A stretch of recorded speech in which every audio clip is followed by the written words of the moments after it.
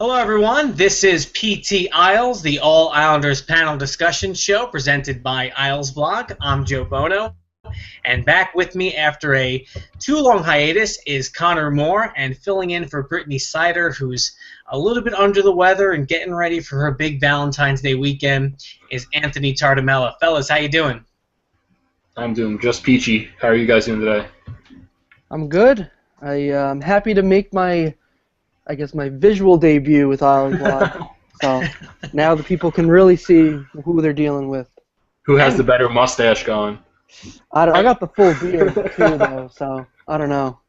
And then I tell you what, if I knew that you had a poster of Dexter behind you, this would have happened much sooner. Oh yeah, this room's got a lot of Dexter. This is a lot of Dexter, a lot of Islander stuff. So. Well, let's do this rundown like we do all the time. On the left-hand side of the screen, you have our topics of the night, and we'll start off with Colin McDonald. So after being shuttled back and forth between Bridgeport and Long Island with emergency call-ups for weeks, Colin McDonald was finally called up and played because of the Cal Clutterbuck injury, has scored a goal in each of the first two games against the Sabres on Sunday and then Tuesday against the Edmonton Oilers. First time in his career that he's scored in consecutive games, and also got the primary assist guys on a tremendous individual effort, the pass to Casey Cizikas for the game winner on Tuesday night. I mentioned this earlier on Twitter that I don't think it's an overstatement to say that this team very well may have lost to both the Sabres and the Oilers, two of the worst teams in the league, if McDonald had not been in the lineup. Connor, can you talk about McDonald's impact and whether or not he's going to find a way to stick around here for a little while? I'll be the first to say I'm very surprised at just how much of an impact McDonald has made this early on. I thought it would take a couple games to get acclimated to the speed. I know he has 35 points right now in the 40 games he's played in Bridgeport, but it's two different games, the AHL and the NHL. But he's really brought it. He never missed a beat from when he played last year, and they threw him right in that fourth line with Cizikas and Martin, and it's like he's been here the entire year, and I'm sure no Islander fan is complaining about that call-up right now. No, I think especially when you consider the fact that, he's an emergency call-up. You're not expecting this guy to go out and score twice in two games, especially playing fourth-line minutes. He hasn't played with these guys since really the beginning of the season. And really since last year, he's been really disappointing. But I think maybe playing in Bridgeport a little bit, maybe working on the fundamentals of his game a little bit, has really helped him become the player that Islander fans really kind of fell in love with during his first stint with the team when he got that 3-year extension.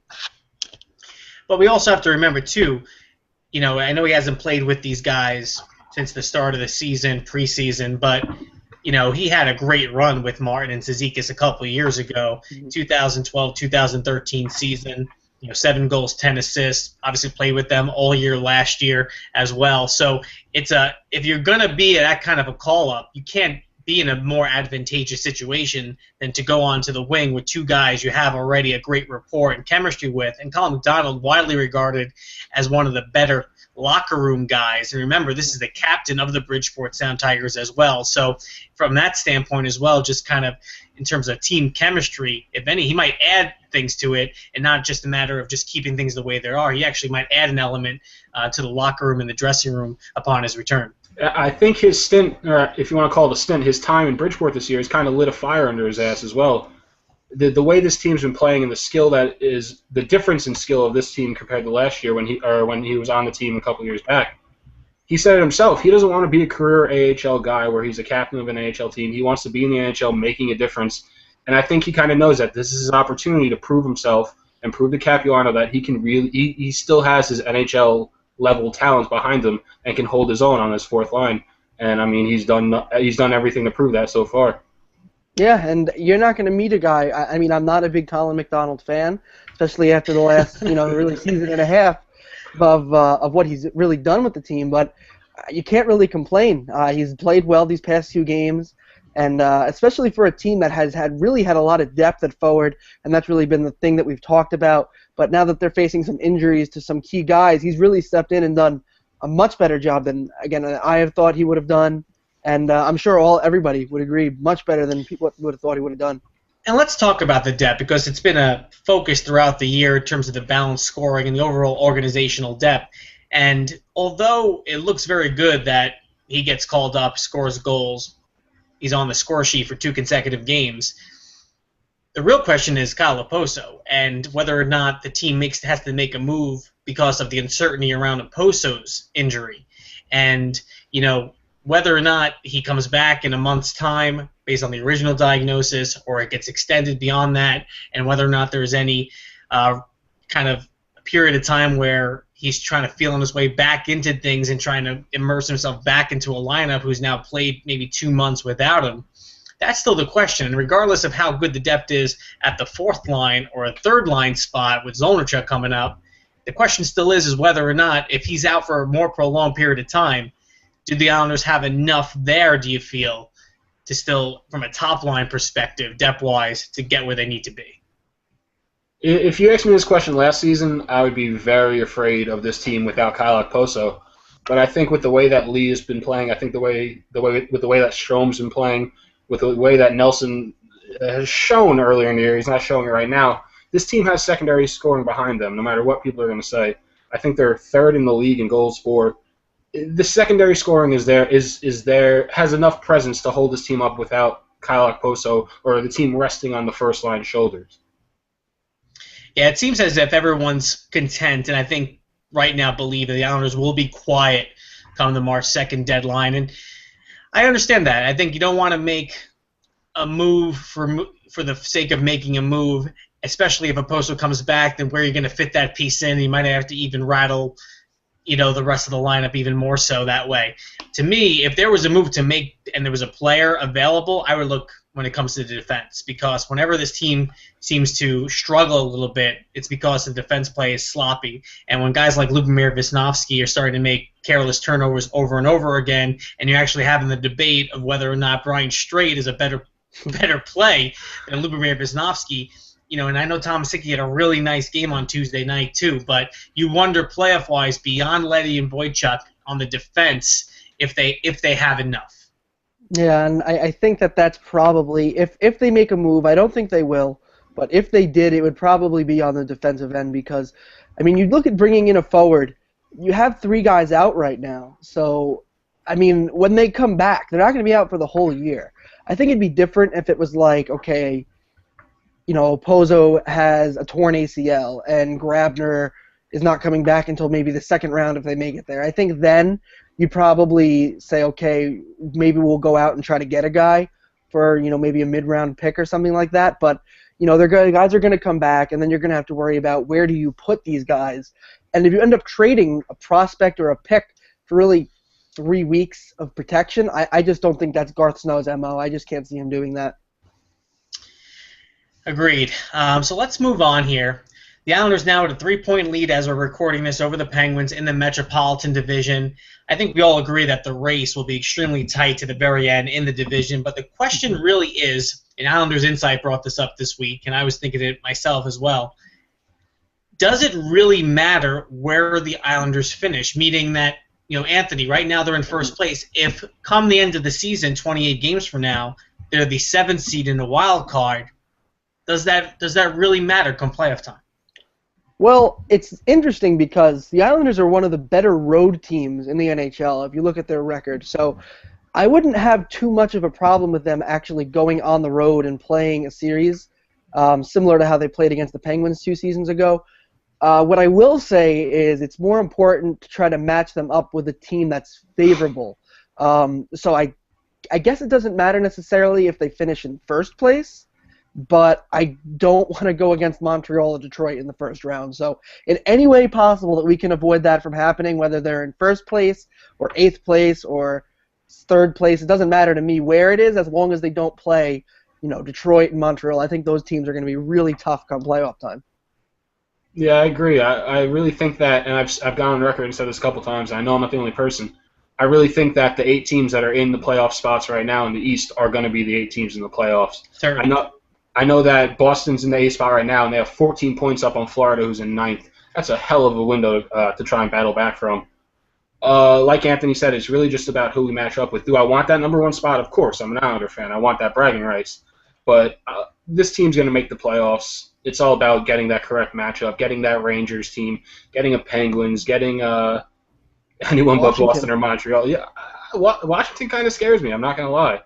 Yeah, Washington really scares me. As long as you make sure that Ovechkin doesn't get the puck in the on the left circle, on the power play, at the top of the left circle, stay away from there, and we're good. Yeah. No, I think you're definitely right. As long as they can find a team to match up with, but again, as is the mantra with hockey in the NHL, on any given day, Buffalo lost, what was it, 14 straight, and then they went into Montreal and beat Montreal. So it's really one of those things. On any given day, any team can win. So obviously, we could sit here and say I would love to be matched up against, Washington over Montreal, but at the end of the day, none of the first round playoff series are going to be easy. None of the matchups are going to be easy for anyone, whether or not you finish first, second in your division, seventh, eighth, or wild card. I think you look back at a couple, last year, Columbus being a wild card team.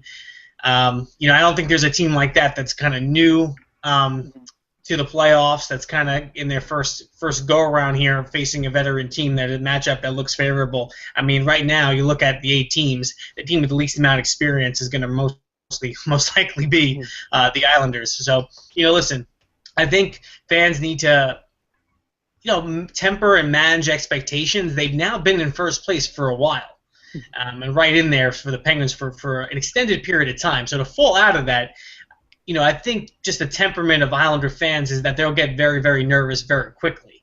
But regardless, if you end up being the top team in the division, or at least the second team, and you're able to maintain home ice advantage, especially in that first round, I think that's all you can ask for. I think if you fell to 3, or you fell to the 7th or 8th wild card, it'd be a little bit of a disappointment. But listen, at the end of the day, it's going to come down to goaltending. It's going to come down to special teams. It's going to come down to the things that always comes down to in the playoffs. And whether or not they're playing the Bruins in the first round, or matched up against the Capitals in the first round, or it could be the Rangers, that's a series that I think everyone's going to predict to go very long, 6-7 games regardless. February 11th is a anniversary of sorts for Islanders. Michael Haley and Trevor Gillies may not be the names most remembered in the final season at the Coliseum, but 4 years ago it was the infamous Islanders-Penguins brawl, a 9-3 win for the Islanders. The final, Trevor Gillies received a 9-game suspension. Matt Martin given 4 games for their actions. Senior Executive Vice President of Hockey Operations Colin Campbell at the time said, "It was due to deliberate attempts to injure. The Islanders as an organization were also fined $100,000 for failure to control their players." Mario Lemieux said in the days following, "If the events relating to Friday night's game reflect the state of the league, I need to rethink whether I want to be part of it." Connor, I was surprised to find out today that this game has its very own Wikipedia page. Does it really? Wow. Yeah, absolutely. It does. I mean, I'm surprised by that. You blogged about it. What do you recall from this game 4 years ago? I was a freshman in college up in Connecticut. I was watching the game with a friend who was from Pennsylvania, big Penguins fan. I made sure that I watched the game with him following the DP Johnson fight the week before. It got pretty rowdy in my dorm room. My dorm room was like the place where we had the big TV. It was the place where everyone came to watch the games. And I didn't talk to him for a good month after that. A lot of bad blood. I was afraid that I was gonna Brent Johnson him if I saw him after all the trash talk we were throwing around that room that night. There was a photo that was tweeted out today too that showed right at the end of the game, and it actually shows the benches and how few players are on each bench by the end of that game. I mean, Anthony, we haven't seen anything like it really in the NHL. Forget about the Islanders since. Yeah. That was complete out of control. When you're calling up guys like Gillies and Haley, and you have Goddard and ex-Islander on the other end. I mean, with Matt Martin, and you look at the penalties in that game and the amount. I mean, the guys were getting called for 6, 7, 8 penalties in the game itself. Yeah. It was absolutely wild. I think I could be wrong on this, but I believe Michael Haley actually got something close to the actual amount of minutes possible to be played in a regulation game. I think he was upwards of 50 penalty minutes. So, yeah, I mean, it was definitely an interesting game, but it's a game that I think that is really important for what the Islanders are now, because I think if you go back 2-3 seasons ago, the Islanders were kind of considered for the longest time to be a doormat team. I mean, and they had kind of created that image for themselves a little bit because they were just run so poorly, and they just really didn't do a good job of retaining players or getting players. Their draft choices were very questionable, to say the least. They were really just seen as a joke for the longest time, and a lot of people might have disagreed with the actions that took place during that game, but you really think about it, it changed the entire atmosphere. It made it kind of cool to be an Islander fan after that, because it was like, listen, they might not be good, but at least they stand up for themselves, they fight, they're a tough team, and they really were, after that, they were just kind of considered to be a tough, hard-working team by almost every analyst that watched them. So I think that game is important in really the change of culture that the team has really gone through since that game. And that's why I think that it does have its own Wikipedia page, not because of just how ridiculous of a game it was, but I kind of feel like the aftermath, so to speak, of just what has happened to the organization since then and just the upward trend they've been on. Michael Haley had 7 penalties for 39 minutes in that game. So 2 of the periods he was two periods, Gonzo, and also had a goal. Yes. So that's a heck of a day. They had the Gordie Howe hat trick. I don't even know what that's called. 7 penalties, 39 minutes, and a goal for Michael Haley. And the beautiful part about Haley was the when he had tried to fight Brent Johnson. I don't know if you guys remember that. Yeah. He skated down the ice, and Eric Goddard jumped off the bench to fight him. And he was still throwing punches with 2 guys grabbing onto him. And it was just a really bizarre scene. I mean, the closest thing to it might have been that Penguins-Flyers series a few years back, and that was an entire series where that happened, let alone one game. Yeah, I mean, the Islanders and Penguins, at least everyone left that game knowing, all right, this game's over. It's done. The blood will settle down a little bit until they meet again in a couple weeks. But if you have a series like it's like Flyers-Penguins, it's like, oh, we got another night of this, another night of this, another night of this. I mean, it's playoff hockey for you. It's entertainment. In all, 65 penalties were assessed, including 15 fighting majors, 21 game misconducts, a total of 346 minutes. The penalty minute total set team records for both the Penguins and Islanders. Not for an NHL penalty minutes. Not an NHL record, surprisingly, somehow. No, unbelievable. I think the record's like 419 or something like that. What game was that? That's what I want to know. It had to have been a Flyers game from the 80s. That's the only thing that can make sense. I mean, let's not forget, in a game like this, the Islanders scored 9 goals. It was a 9-3 win. Up win. 6-0. It was a 9-3 win without our starting goalie in the net. Like, I think the Brawls kind of overshadow how. I mean, it's one game in a season that pretty much meant nothing. Mm-hmm. But it's a 9-3 win without your starter in it. I think the Brawls kind of overshadow how strong of a game that was. Yeah, and again, that's what I mean. It just kind of showed the Islanders can be a good team. They can be strong, they can be physical, and they can score goals. They scored 9 against the Penguins, who are obviously one of the best teams in the league. So, again, I just think that game was, and then if you remember as well, the Islanders actually tried to have a viewing party for that game after the season. And there was a whole big uproar about that from Penguins fans. Wait! After the season, like just to rewatch it? An old they were going to rewatch it. Oh, that's amazing! At Champions, they were going to screen it again, and there were a bunch of Penguins fans who were really mad about it, and it kind of became like a little bit of a news story because they're like, the Islanders are saying that this was a good thing that they did this, and I think they changed it to another game that they screened instead. But obviously, it didn't have the same effect as if they would have screened that one again. Because if you drank for every fighting major, you'd have a pretty good night. I think. You'd be on the floor by the second period. Quick trivia question for you guys, since we're on the topic of brawls and fights on February 11th. What is the other anniversary on February 11th? Dealing with the Islanders? Not Islanders, sports related and fighting related. Oh, Tyson got knocked out, right? Mike Tyson, Buster Douglas on February 11th. I watched SportsCenter this morning. I'm not a boxing guy, so I wouldn't have known that if I didn't flip to 36 this morning. I was pre-10 years old when this happened, but you got to remember too, Mike Tyson was invincible at the time, and the fight was in Tokyo, and started ridiculously late. And people kind of just woke up to the news. So, back in the pay-per-view days and lack of social media, an absolute shock for everyone. So, wait, I got one question. Could you imagine Isles Twitter during the Brawl game and just all the trash talk that would go on between Isles Twitter and I guess quote unquote Penn's Twitter. I mean, that was when I started getting involved with Isles Twitter. It was around that time actually. So it was inspired. It was a very different place back in the day. I mean, people were much nicer.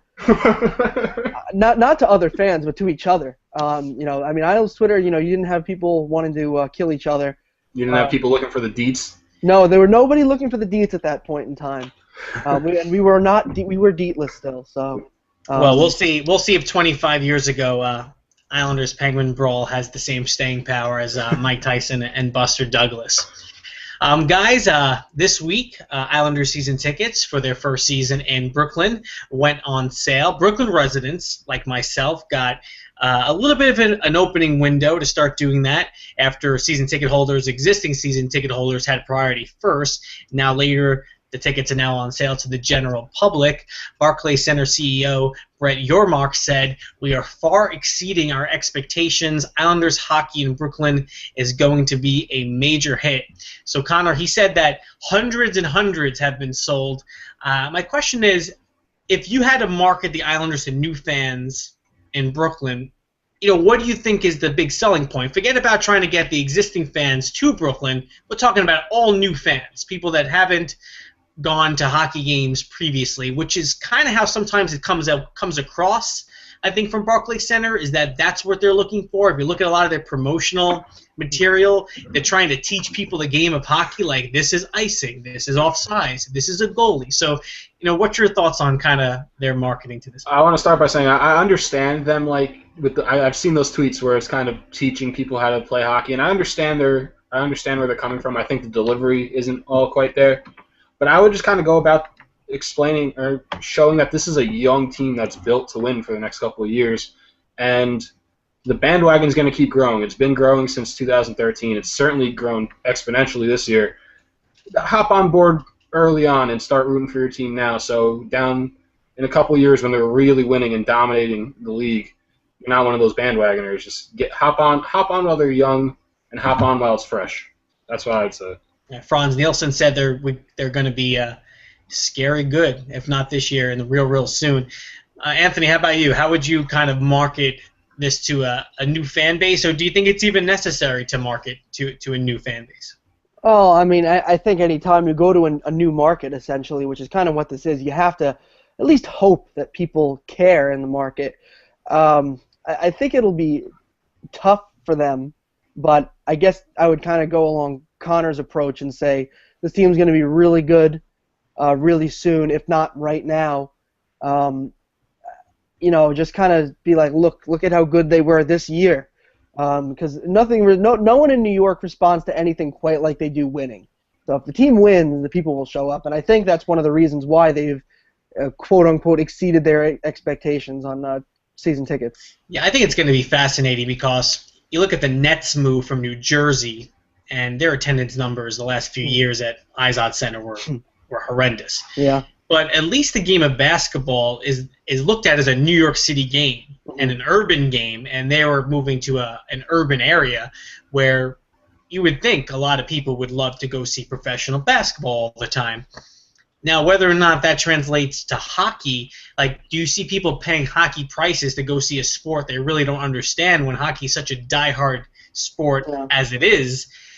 To me, it's going to be really, really fascinating. To me, the focus should be, where are our fans that live outside of Long Island? They live in Queens, they live in Brooklyn, they live in Manhattan, they live in the Bronx, but they're hockey fans, they're Islander fans. How do we make sure they start coming to games and stop just watching it on TV like they probably have in recent years because it's hard for them to get out to Uniondale? I find this, I am so fascinated. I mean, listen, I live, as I mentioned before, 3 stops away from Barclays Center. I'm definitely going to go to more games due to proximity. I am just fascinated to see how this is all going to turn out. No, you go, Aaron. You go. I was saying, it's interesting because you say that, and for me, it's the complete opposite. I live 10 minutes from the Coliseum. I could walk there probably in a shorter amount of time. Probably. It would take me to take the train to Barclays Center. So for me, it's the complete opposite, where I'm like, if I get to 5 games next year, I'd be happy. So, yeah, I think definitely it's interesting to see how they're going to market obviously to newer fans that haven't gone to as many games in the past, because I feel like for every Brooklyn fan they gain, and for every fan in Brooklyn that, all right, now I'm going to go to twice as many games, they'll be losing twice as many Long Island fans. And I think that that's really what they're trying to accomplish here, is trying to make sure that the Long Island fans will continue to come and make sure that the new fans will be able to replace the ones like me who generally go to at least 20 games a year.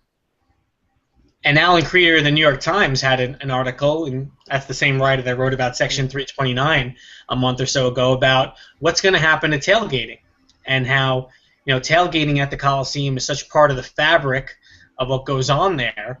And now you're going to have a scenario where there's going to be no tailgating. And listen, lack of tailgating is nothing new to NHL fans. I mean, no one tailgates when they go to Ranger games either.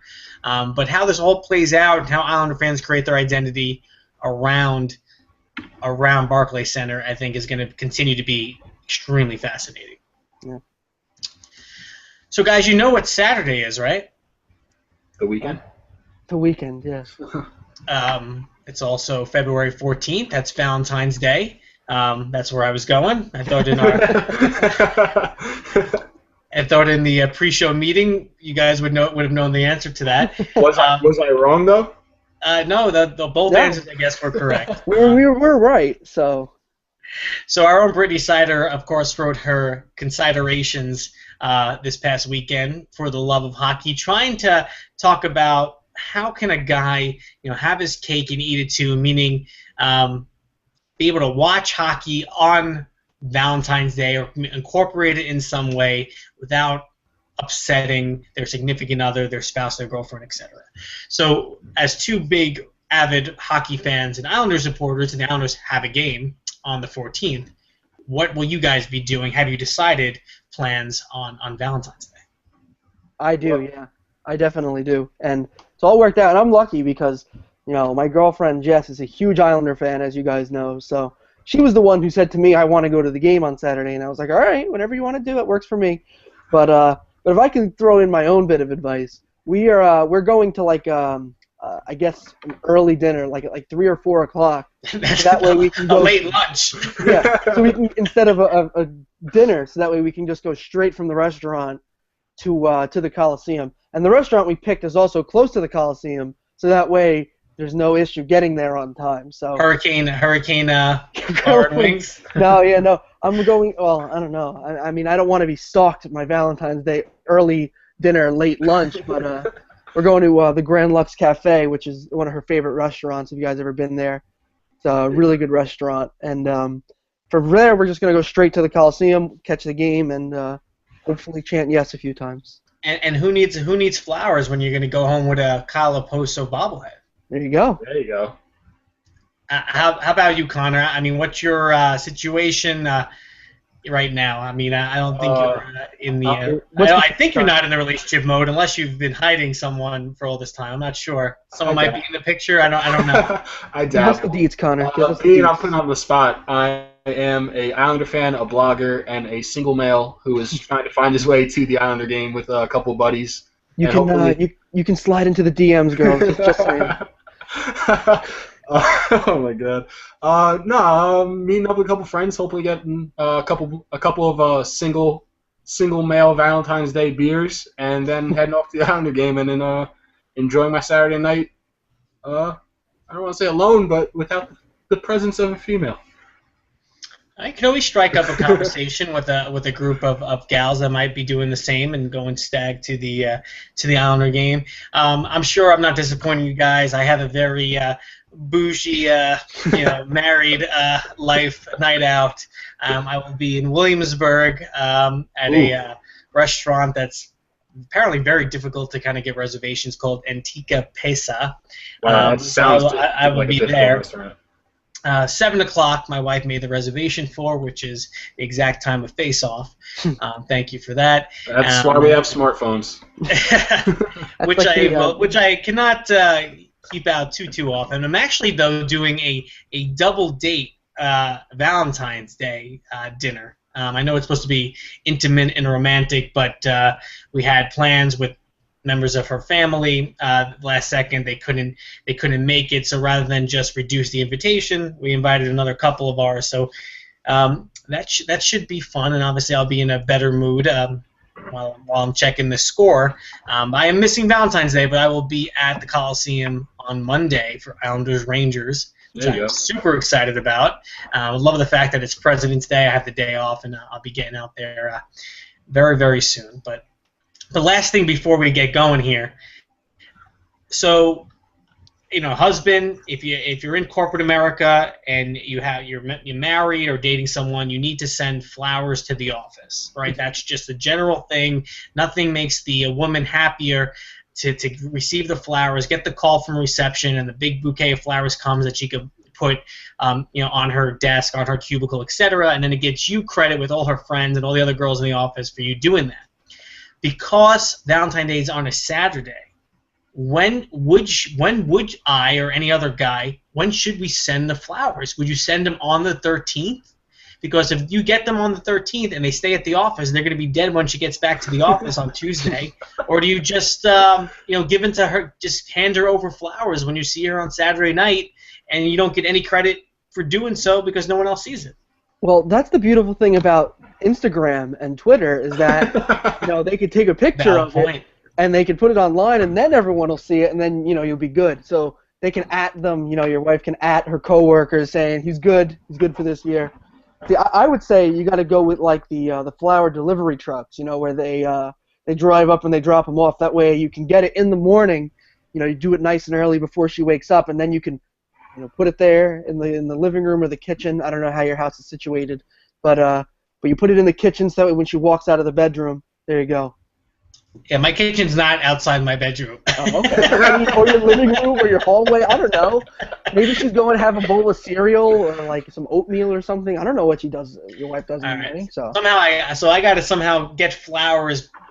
I have to wake up Saturday and somehow get flowers and somehow get still surprise her, even though I wake up in the same bed. So this is going to be a very tricky situation for a weekend Valentine's Day. But I appreciate the advice for you guys. I didn't think about that. In fact, that if I get the flowers and she wants it to be known that I got her a nice bouquet, it's still going to get out there on Instagram, Twitter, and Facebook. So a very intelligent man once said, "This is why I managed to stay single this entire time." Well, this wraps up another edition of PTIsles. Of course, join the conversation at Isles Blog is our Twitter account, and of course you can always give us topic ideas for the show and hashtag PTIsles. I am at jbono611. Connor is at CMF Isles Blog, and Anthony is at Tartamella NYI? Yeah, that's it.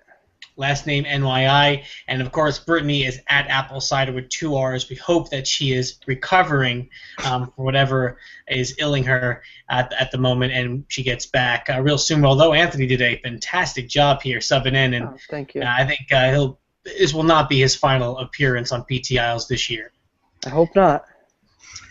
All right, everyone. We'll see you again next week.